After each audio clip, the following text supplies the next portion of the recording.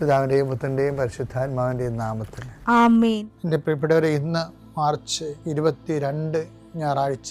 അമ്മേ പരിശുദ്ധ അമ്മേ, അമ്മേ പരിശുദ്ധമേ, ദൈവമാതാവേ, കൃപാസനത്തിലൂടെ ഞങ്ങളുടെ ദേശത്തിനും അമ്മ മധ്യസ്ഥം തേടി തന്ന എല്ലാ അനുഗ്രഹങ്ങൾക്കും കൃപകൾക്കും ഞങ്ങളിപ്പോൾ ഹൃദയം നിറഞ്ഞ നന്ദി പറയുന്നു.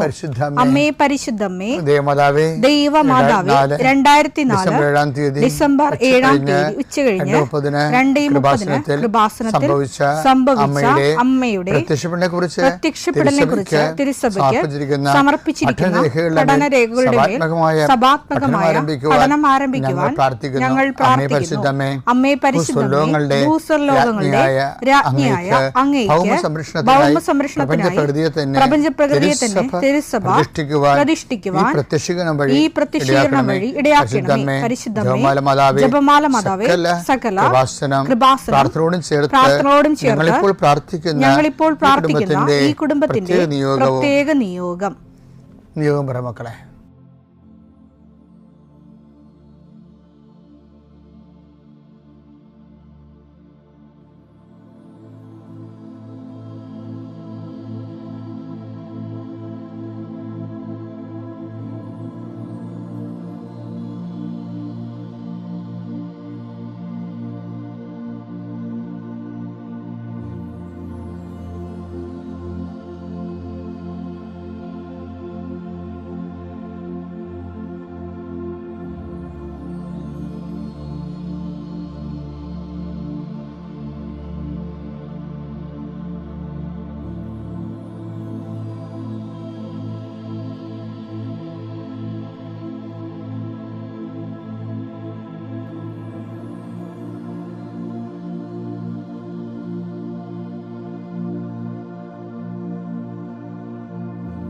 അമ്മയുടെ പ്രത്യക്ഷീകരണത്തിന്റെ ഈ അനുഗ്രഹവേളയിൽ ഞങ്ങൾക്ക് സാധിച്ചു തരുവാൻ കനിയണമേ. ആമേൻ. വിശ്വാസ പ്രമാണം. സർവശക്തനായ പിതാവും ആകാശത്തിന്റെയും ഭൂമിയുടെയും സൃഷ്ടാവുമായ ദൈവത്തിൽ ഞാൻ വിശ്വസിക്കുന്നു. അവിടുത്തെ ഏകപുത്രനും ഞങ്ങളുടെ കർത്താവുമായ ഈശോമിശിഹായിലും ഞാൻ വിശ്വസിക്കുന്നു. ഈ പുത്രൻ പരിശുദ്ധാത്മാവിനാൽ ഗർഭസ്ഥനായി കന്യകാമറിയത്തിൽ നിന്ന് പിറന്ന് പൊന്തിയോസ് പീലാത്തോസിന്റെ കാലത്ത് പീഡകൾ സഹിച്ച് കുരിശിൽ തറയ്ക്കപ്പെട്ട് മരിച്ച് അടക്കപ്പെട്ട് പാതാളങ്ങളിൽ ഇറങ്ങി മരിച്ചവരുടെ ഇടയിൽ നിന്ന് 3-ാം നാൾ ഉയർത്ത് സ്വർഗത്തിലേക്ക് എഴുന്നള്ളി സർവശക്തിയുള്ള പിതാവായ ദൈവത്തിന്റെ വലതുഭാഗത്തിരിക്കുന്നു. അവിടെ നിന്ന് ജീവിക്കുന്നവരെയും മരിച്ചവരെയും വിധിക്കുവാൻ വരുമെന്നും ഞാൻ വിശ്വസിക്കുന്നു. പരിശുദ്ധാത്മാവിലും ഞാൻ വിശ്വസിക്കുന്നു. വിശുദ്ധ കത്തോലിക്കാ സഭയിലും പുണ്യവാന്മാരുടെ ഐക്യത്തിലും പാപങ്ങളുടെ മോചനത്തിലും ശരീരത്തിന്റെ ഉയർപ്പിലും നിത്യമായ ജീവിതത്തിലും ഞാൻ വിശ്വസിക്കുന്നു. ആമേൻ. സ്വർഗ്ഗസ്ഥനായ ഞങ്ങളുടെ പിതാവേ, അങ്ങയുടെ നാമം പൂജിതമാകണമേ. അങ്ങയുടെ രാജ്യം വരണമേ. അങ്ങയുടെ തിരുമനസ് സ്വർഗത്തിലെ പോലെ ഭൂമിയിലും ആകണമേ. അന്നു വേണ്ടുന്ന ആഹാരം ഇന്ന് ഞങ്ങൾക്ക് തരണമേ. ഞങ്ങളോട് തെറ്റ് ചെയ്യുന്നവരോട് ഞങ്ങൾ ക്ഷമിക്കുന്നത് പോലെ ഞങ്ങളുടെ തെറ്റുകൾ ഞങ്ങളോടും ക്ഷമിക്കണമേ. ഞങ്ങളെ പ്രലോഭനത്തിൽ ഉൾപ്പെടുത്തരുതേ, തിന്മയിൽ ഞങ്ങൾ രക്ഷിക്കണമേ. ആമേൻ. നന്മ നിറഞ്ഞ മറിയമേ, സ്വസ്തി.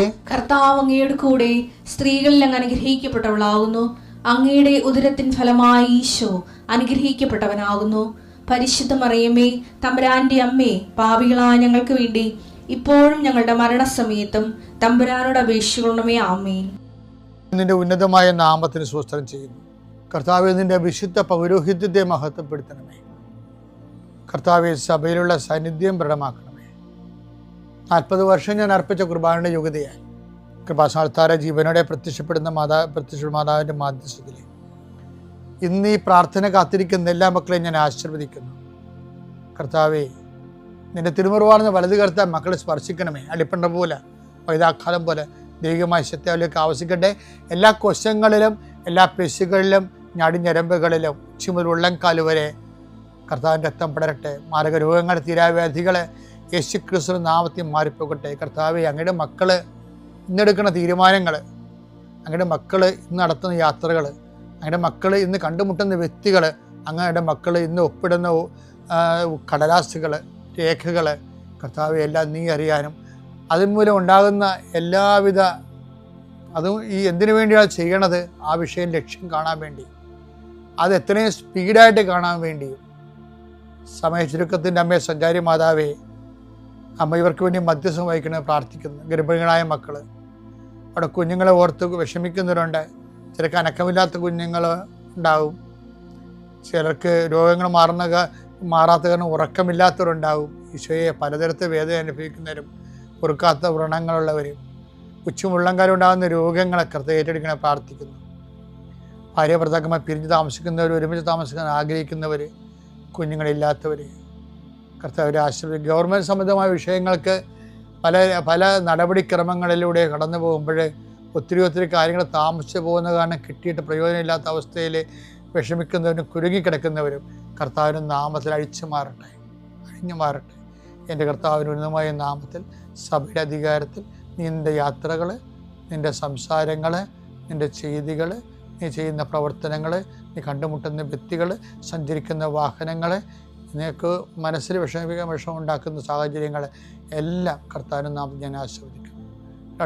Spirit of power and grace. എൻ്റെ പ്രിയപ്പെട്ടവരെ, ഇന്ന് നമ്മൾ രണ്ട് വളരെ താഴ്ന്ന ജോലി ചെയ്യുന്ന രണ്ട് മനുഷ്യരെ കൊണ്ട് ഒരു രാജ്യത്തിൻ്റെ വലിയ വ്യക്തികളെ മാറ്റുന്നതാണ് നമ്മൾ കാണുന്നത്. അതിലൊന്ന്, രണ്ട് രാജാക്കന്മാർ 5-ാം അധ്യായത്തിൽ പറയുന്ന ഒരു നാമാനുണ്ട്. നാമാൻ എന്ന് പറയുന്നത് നിങ്ങൾക്കറിയാം, കർത്താവ് റെഫർ ചെയ്ത ഒരു വ്യക്തിയാണ്. അങ്ങനെ സിറിയ രാജാവിൻ്റെ ഒരു സൈന്യാധിപനാണ്.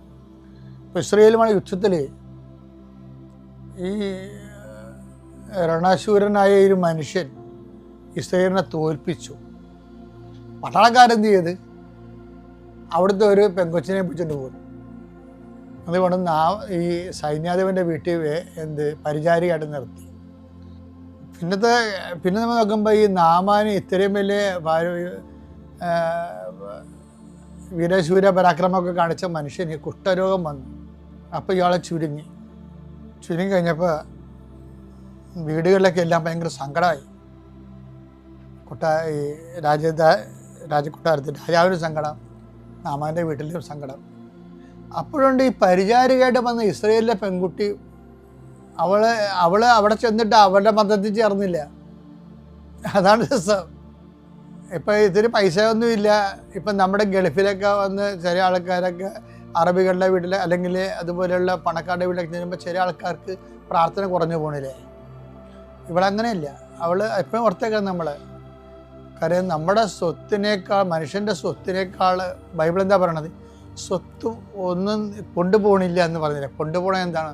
നീ വിശ്വസിച്ച ദൈവത്തിന് മാത്രമേ കൊണ്ടുപോകണം. അപ്പം അതുകൊണ്ട് ഇവളെ പറഞ്ഞു, യജമാനെ സുഖപ്പെടുത്താൻ വഴിയുണ്ട്. ഞങ്ങളുടെ നാട്ടിൽ സമറിയായാലും ഒരു പ്രവാചകനുണ്ട്. നീ അവിടെ ചെന്ന ദൈവനാമത്തിൽ പ്രാർത്ഥിച്ചു, യജമാനൻ സുഖപ്പെടുമെന്ന് പറയും. അപ്പോൾ അവളുടെ പറച്ചിൽ കേട്ടപ്പോൾ അത് വിശ്വസിക്കുന്ന പോലെയാണ് പറഞ്ഞിരിക്കുന്നത്. അല്ലെങ്കിൽ ശരിക്കും പറഞ്ഞാൽ ഇവരോട് യുദ്ധത്തിലിരിക്കുകയല്ലേ, യുദ്ധം കഴിഞ്ഞ് ഇസ്രായേൽ തോറ്റിരിക്കുകയാണല്ല. അപ്പോൾ പിന്നെ അവരെ ആശ്രയിക്കാൻ വേണ്ടി ഇവർ പോവുക. പക്ഷെ നാമാന് തോന്നി എന്തോ കാര്യം അതിൻ്റെ അകത്ത് ഉണ്ടെന്ന്. കാര്യം അത് പറഞ്ഞ പറച്ചിലാണ് നാമാൻ വീണിരിക്കണത്. അവളപ്പം നല്ല സ്ട്രോങ് ഫെയ്ത്തുള്ള ആളാണ്. വീട്ടുവേലക്കാരിയാണെന്നൊരു കാര്യമില്ല. അവർക്കൊക്കെ ഒരു പ്രേക്ഷിത ജോലി ഉണ്ട്. ഇക്കാലങ്ങളിൽ എന്തുമാത്രം മനുഷ്യരാണ് രാജ്യവ്യാപകമായ രീതിയിൽ, ലോകവ്യാപകമായ രീതിയിൽ കെയർ സെൻറ്ററിൽ പോണത് ജോലി ചെയ്യാൻ. ഈ കെയർ സെൻറ്ററിൽ പോണവരൊക്കെ ഓർക്കണം, നിങ്ങൾക്ക് നിങ്ങളുടെ വിശ്വാസം പകർന്നു കൊടുക്കാൻ കർത്താവ് നൽകിയ അവസരമാണത്. ഒത്തിരി പേര് അത് ചെയ്യുന്നുണ്ട്. പക്ഷെ എന്നാലും അതിനൊക്കെ ഒരു സുവിശേഷ മൂല്യം ഉണ്ടെന്ന് അറിയാൻ വേണ്ടിയാണിത് പറയണത്. എന്താ വിഷയം എന്ന് വെച്ച് കഴിഞ്ഞാൽ, നാമാൻ അങ്ങനെ രാജാവിൻ്റെ കത്തും വാങ്ങിച്ചു. അപ്പോൾ രാജാവ് ആ മനുഷ്യനെ എന്തുമാത്രം സ്നേഹിക്കുന്നു, കത്ത് കൊടുത്ത് വിട്ട്. ഇസ്രായേൽ രാജാവിന് മനസ്സിലായില്ലേ. അയാൾ പറഞ്ഞു, ഇസ്രായേൽ രാജാവിന് കത്ത് കൊടുത്തപ്പോൾ, നാമാൻ കൊടുത്തപ്പോൾ പറഞ്ഞു, ഇതെന്ത് എന്നോട് യുദ്ധത്തിന് വരികയാണോ? ഈ സൈന്യാധിപനാണല്ലോ കൊടുത്തിരിക്കണ കത്ത്. അപ്പോൾ എന്തെങ്കിലും ഇഷ്യൂ ഉണ്ടാക്കി കഴുത്തെ കയറാൻ വരികയാണെന്നാണ് വിചാരിച്ചത്. അയാൾ വസ്ത്രം വലിച്ചു കയറി ദേഷ്യം കൊണ്ട്. അപ്പോൾ എലീഷ കേട്ടിച്ചപ്പോൾ, നീ എന്ത് വസ്ത്രം കയറി? രാജാവാണെങ്കിലും ദൈവത്തിൻ്റെ പത്തുകൾ അറിയാൻ പാടില്ലാതായി. അതുകൊണ്ട് അവർക്ക് ചെയ്യാൻ പറ്റുന്ന അവർ ചെയ്ത്, അവരുടെ വസ്ത്രം കീറണം അവർക്കറിയാൻ പറ്റത്തുള്ളൂ. അതുപോലെ ചെയ്ത്. എലീഷ പറഞ്ഞ് അവനോട് എൻ്റെ അടുത്ത് വരാൻ പറയാൻ പറഞ്ഞു. വന്നപ്പോൾ എന്ത് പറഞ്ഞേ? പറഞ്ഞ് ജോർദാനിൽ പോയി കുളിക്കാൻ പറഞ്ഞു. അപ്പം അയാൾക്ക് പറഞ്ഞു, എന്താ കാര്യം? ഇവിടെ ഫാർഫാറും ആബോനായും സിറിയയിലെ നല്ല കണ്ണീര് പോലെ കിടക്കുന്ന ജലമാണ്. അവിടെ കുളിക്കണ വരെ ഞാനും ജോർദാനിൽ പോയി കുളിച്ചിട്ടുള്ള ആളാണ്.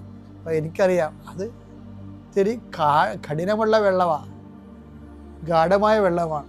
വെള്ളക്കുറവുള്ള വെള്ളപ്പറ്റുള്ള കാരണം ഗാഢമായ വെള്ളമാണ്. അന്നും അങ്ങനെയാണ്, ഇന്നും അങ്ങനെയാണ്. ജോർദാനിലെ വെള്ളം കുറഞ്ഞുകൊണ്ടിരിക്കുകയാണ്, സോഴ്സ് കുറവായത് കാരണം. നാമാൻ പറഞ്ഞു, ഇതെന്താണ് മനുഷ്യനെ വിഡ്ഢിയാക്കണം, എനിക്ക് ഫാർഫാർ നദി നല്ലതല്ലേ, അല്ലെ അബോന അവിടെ പോയി കുളിച്ചാൽ മതിയല്ലേ. അപ്പോൾ കുതിരക്കാർ, അവിടെയും രസമുണ്ട്. ദൈവം കുതിരക്കാരുടെ സുവിശേഷമാണ് അവിടെ വിറ്റ്. ഒരു കുതിരക്കാർ ഇവനെ കൗൺസിൽ ചെയ്യും. നാമാന സൈന്യാധിപനാണെന്ന് പറഞ്ഞ കാര്യമില്ല. കർത്താവ് അവരെ കുതിരക്കാരെ വെച്ച് മറിക്കണം കണ്ടിട്ടില്ലേ? കുതിരക്കാരൻ പറയും, യജമാനെ ഇതിനൊക്കെ വലിയ കാര്യമാണ്, ഈ കാര്യത്തിന് ചെയ്യേണ്ടി വന്ന് അങ്ങ് ചെയ്യത്തില്ലായിരുന്നോ? ഇത് നിസ്സാര കാര്യമല്ലേ, ചെയ്താൽ പോരെ.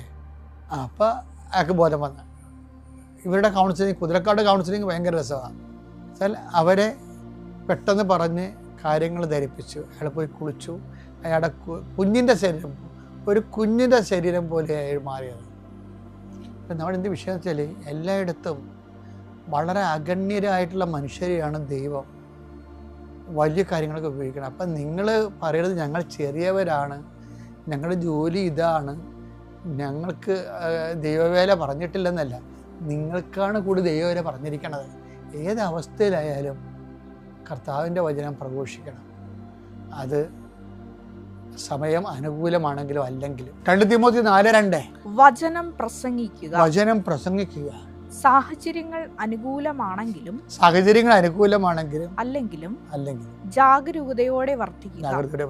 മറ്റുള്ളവരിൽ ബോധ്യം ജനിപ്പിക്കുകയും അവരെ ശാസിക്കുകയും ഉദ്ബോധിപ്പിക്കുകയും ചെയ്യുക. ക്ഷമ കൈവിടാതിരിക്കുകയും പ്രബോധനത്തിൽ ശ്രദ്ധിക്കുകയും ചെയ്യുക. ഇതൊരു ബിഷപ്പിന് കൊടുക്കുന്ന ഉപദേശമാണ്. പക്ഷെ ഇത് സാധാരണ മനുഷ്യരെ കൊണ്ടും ചെയ്യാൻ പറ്റും. അതാണ് അവർ ചെയ്തിരിക്കുന്നത് കാര്യം. ആ ഇസ്രായേലിൻ്റെ പരിചാരികയും നാമാൻ്റെ പരിചാരികയും കുതിരക്കാരനുമാണ് കർത്താവിൻ്റെ പ്രവർത്തനം അവിടെ നടത്താൻ വേണ്ടി ദൈവത്തിൻ്റെ ഉപകരണമായത്. ദൈവവേദലെ നിൻ്റെ അവസ്ഥ ലളിതമാണെങ്കിലും എളിയതാണെങ്കിലും അതിനൊരു ദൈവദൗത്യം ഉണ്ടെന്ന് നീ മറന്നു പോകരുത്. പിതാവിൻ്റെയും പുത്രൻ്റെയും പരിശുദ്ധാത്മാവിൻ്റെ നാമം.